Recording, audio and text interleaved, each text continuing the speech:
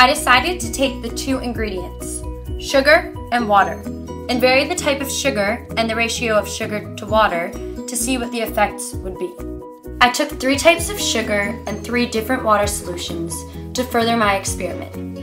I couldn't test them together because I wouldn't know what had made them grow, so I had to take on the challenge of 6 different tests.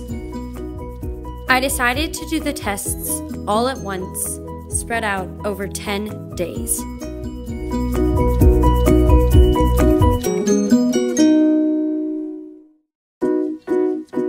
On January 1st, I started prep for my experiment.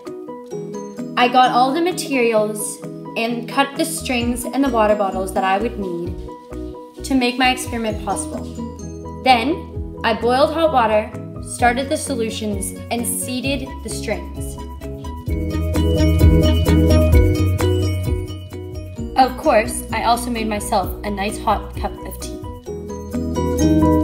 I then waited overnight for the buds to dry on the strings. Luckily, the Hemmert family consumes a lot of Meili's Chinese, so I was able to hang the seeded strings over the top of vitamin water bottles. I also labeled each vitamin water bottle with the type of solution inside. Now the question is, what is my hypothesis?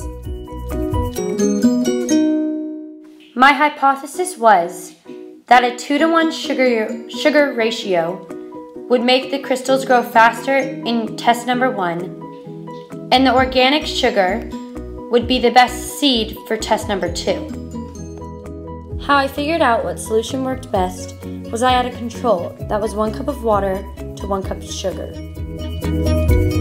Then came the hard part. I had to wait, record, and track the growth of the crystals for 10 days. One key part of information for my data was that the string I used was 2 millimeters thick. As it is clearly marked in my data tables, none of the crystals grew at all. They stayed the same width as the string. So my conclusion was, I was not able to grow any crystals. What should have happened is there should have been at least some growth from the buds of the crystals, but nothing happened at all on mine.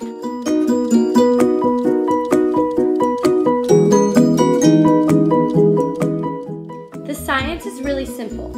When doing the experiment, the string acts as the base for the crystals, and when you wet it and seed sugar on it, the buds act as a foundation for the larger crystals that will eventually grow off of them. As the evaporation process goes on, the water leaves the sugar on the string. The larger crystals that grow off will grow from those anchored down points. How I grew, or tried to grow mine, was precipitation and capillary action. Capillary action happens before precipitation to get the sugar up the string. Then, precipitation goes on, where I had sugar liquid that was supposed to keep growing up the strings, but mine didn't.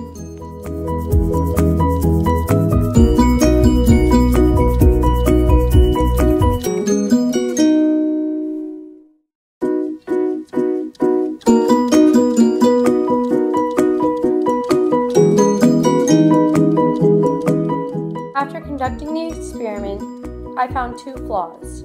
Number 1, the weather, because I live in the hills. And number 2, I think I used too hot water when I was putting in the water on the seeds, and that might have burned off the buds.